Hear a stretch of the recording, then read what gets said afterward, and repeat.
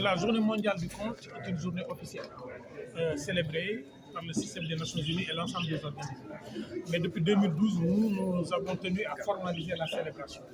Et cette année, en 2020, nous avons décidé d'ouvrir les espaces. C'est pourquoi nous sommes ici à Bressenois, avec comme thème Face au miroir. Mais ce thème, nous l'avons éclaté et contextualisé par rapport à la problématique actuelle du Sénégal. Ensemble, on est plus fort, Molo Moïdole. Parce que le conte, quand même, travaille toujours sur la convergence de la communauté. Le conte travaille à condamner les attitudes sociales négatives et à rendre fiers ceux qui font des actions de gloire. Le conte sanctionne la violence sur l'enfant, la violence sur la femme, la violence sur la nature. C'est pourquoi nous disons que Mbolo Moïdole, dans le sens de la communauté est forte lorsqu'elle sait se regarder face au miroir. Donc c'est pourquoi cette année, nous voulons célébrer le conte ici le matin par une conférence, parce que quand même, il y a l'aspect intellectuel du conte que nous voulons mettre en valeur. Pas juste quelque chose de festif, autour de comment utiliser le conte dans le cadre de la cohésion sociale. Et après, l'après-midi maintenant, nous allons faire déguster des contes sur la terrasse. On va jouer sur la terrasse. On va faire ce qu'on appelle un spectacle déambulatoire, une randonnée de contes où le conteur, comme le marabout est suivi par ses talibés, le conteur sera suivi par son public et racontera en marchant. Nous aurons donc plusieurs types de contes et le slam sera convoqué, la poésie sera convoquée et les arts oratoires traditionnels seront convoqués. L'après-midi maintenant, nous allons retrouver toute cette population-là à Kermassar, parce qu'il y a les enfants de Kermassar qui travaillent sur le conte depuis des années et qui ont monté un spectacle. Ils ont joué une partie à Sorano le 28 décembre, ils ont joué une partie ici à Blaise Senghor sur un spectacle de 2 heures et ils montent un spectacle inédit à partir des contes traditionnels pour montrer que les enfants ne sont pas perdus, ce sont les parents qui ne les forment pas à connaître le patrimoine. Et là, le public maintenant va compter pour les compteurs, parce que pendant l'année, les compteurs ont compté pour le public. Et ce sera la seule chose qu'on demandera au public, que le public compte pour les compteurs. Et après, on partagera un repas traditionnel, parce que nous voulons aussi magnifier la gastronomie traditionnelle ce jour-là. D'accord, vous avez... Allez-y. Bien qu'il est important, mais aujourd'hui, il paraît que le compte est aujourd'hui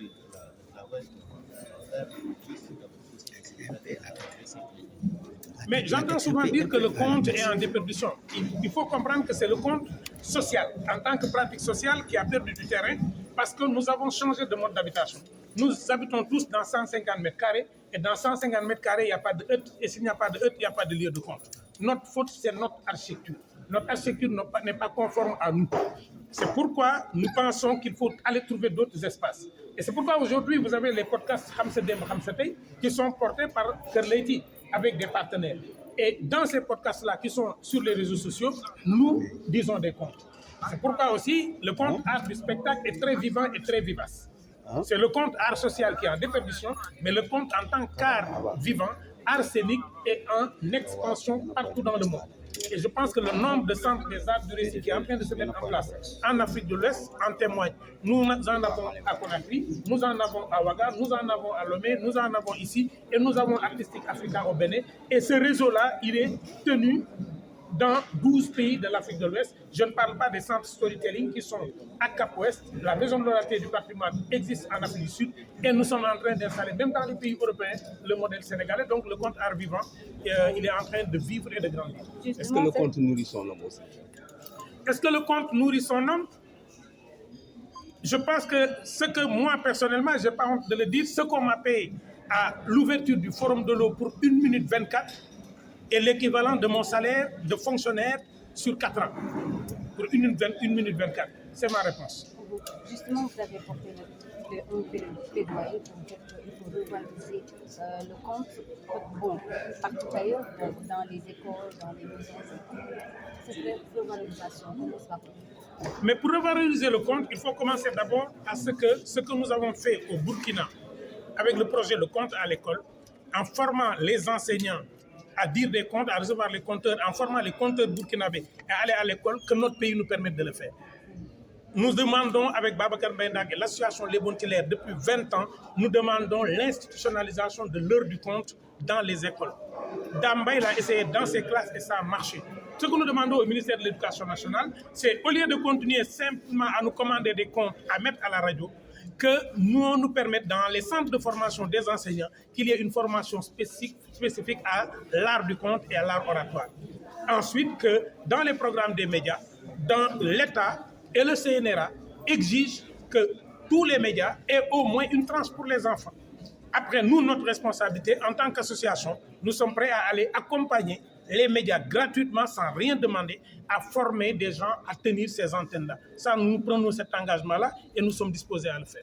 Et que faire actuellement? Et professeur Massamba Gueye, c'est M. Badiane, directeur du centre culturel Blaise Senghor, qui reste toujours nos partenaires et qu'à chaque fois qu'on a besoin d'une salle ou qu'on a besoin de passer au centre culturel Blaise Senghor pour des programmes, il nous dit tout simplement de venir. Vous n'avez même pas besoin d'appeler, mais venez quand même parce que c'est la maison.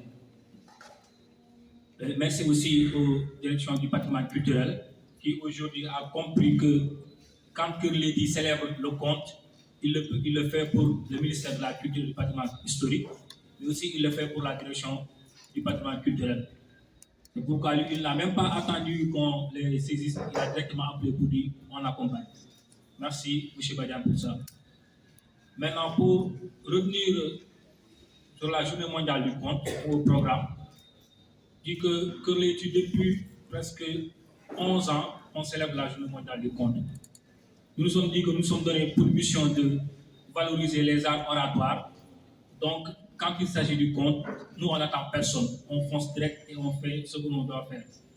Maintenant, depuis 11 ans, on le fait. Et cette année-ci, nous nous sommes dit, voilà, pourquoi pas éclater l'activité. Aller au-delà de Kër Lady, toucher beaucoup plus de monde.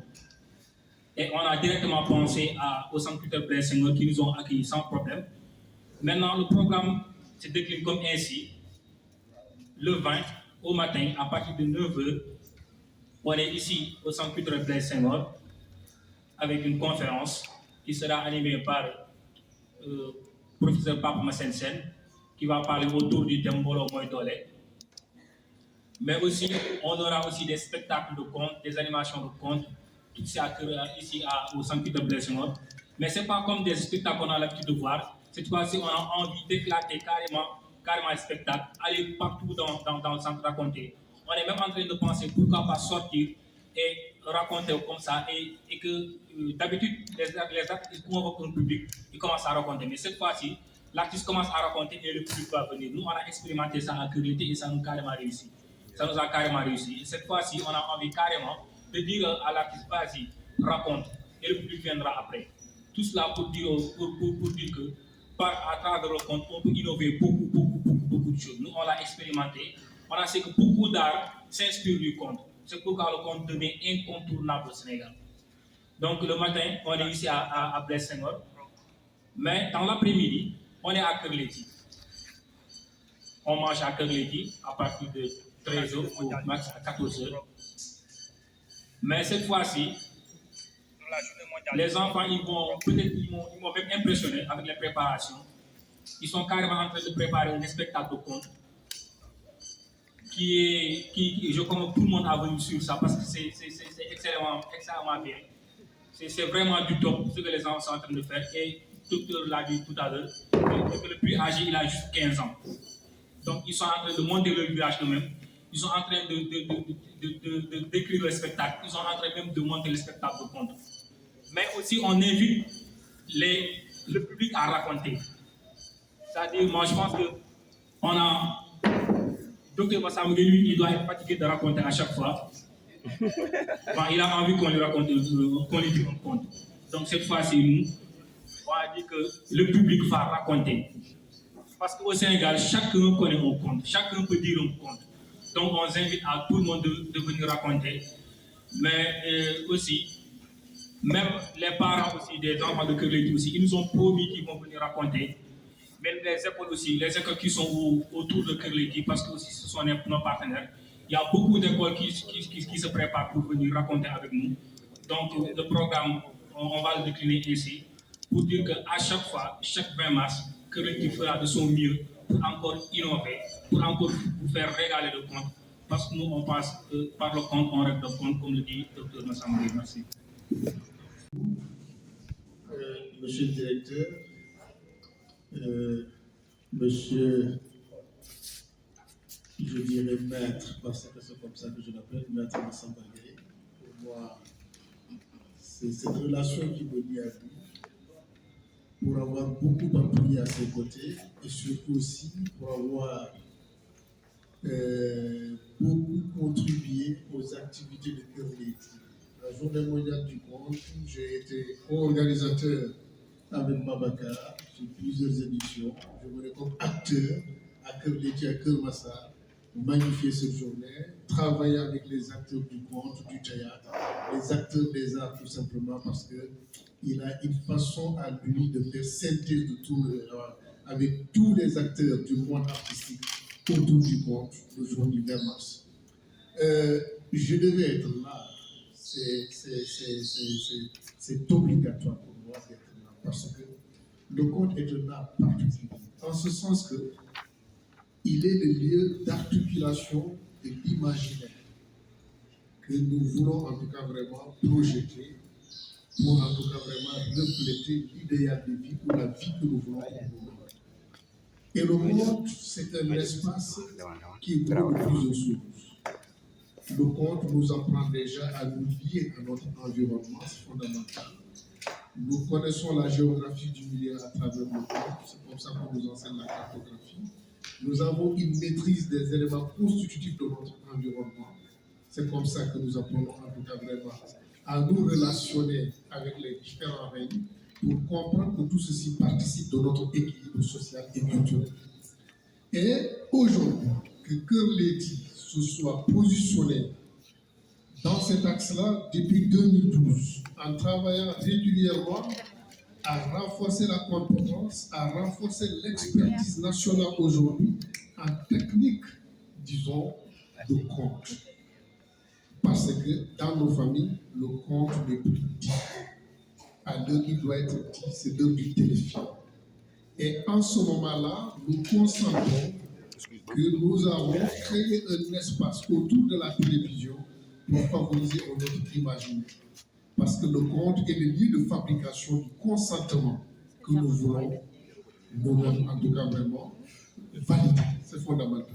C'est un lieu d'éducation, c'est un milieu qui nous permet de régir des comportements, d'orienter les gens vers des modèles, de sérier des valeurs et d'inculquer des valeurs.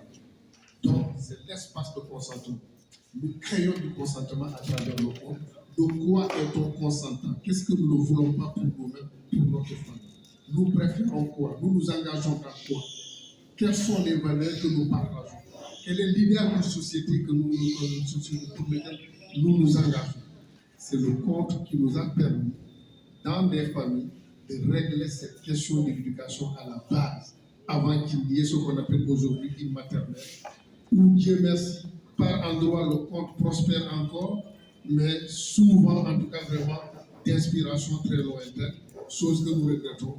L'idéal serait que le conte reste toujours lié à son milieu. Parce que si l'enfant n'apprend pas son milieu, s'il n'apprend pas autour de sa famille, s'il ne connaît pas la constitution de la faune immédiate, ni de la flore immédiate, il ne pourrait être protecteur de rien, il ne pourrait être défenseur de rien du tout. Il n'aura établi aucune relation avec son environnement. Et qu'est-ce qu'il va développer? C'est la haine de soi. Et la haine de soi nous rattrape. Elle nous rattrape surtout dans ce contexte-là, où nous ne nous reconnaissons dans rien du tout qui ne nous appartient. L'espace collectif est un espace aujourd'hui d'éclatement du droit, d'éclatement en tout cas de l'intérêt, si bien qu'on ne se reconnaît plus dans l'intérêt général. Quand je porte ma révolte, si j'ai été en tout cas vraiment naissancé dans ce cursus de formation, imaginé par le conte, parce que tout simplement, c'est là où les anciens ont déposé la mémoire. C'est là où, en tout cas, vraiment, ils ont aménagé les conduits par lesquels, en tout cas, vraiment, notre imaginaire ne peut échapper au contrôle des valeurs qu'ils ont eux-mêmes éditées. Cet espace-là, nous ne pouvons pas le faire. Que quand Kerleti le fait, et qu'il le fait ici au niveau du centre culturel Blessé, la symbolique est très forte, qui délocalise une activité et qui retourne au niveau de Kermassa, où dans cet espace-là, vous ne retrouvez que des enfants. C'est là où il faut placer la semence de la paix. La semence de la paix. Le conte est l'espace de culture de la paix par excellence. Le conte unique, le conte se conclut toujours par une leçon de sagesse que tout le monde accepte. Parce que dans un conte, même la tragédie que le conte raconte, on finit toujours par. Et si on ne rit pas en quittant, quand même vraiment, on s'enrichit toujours.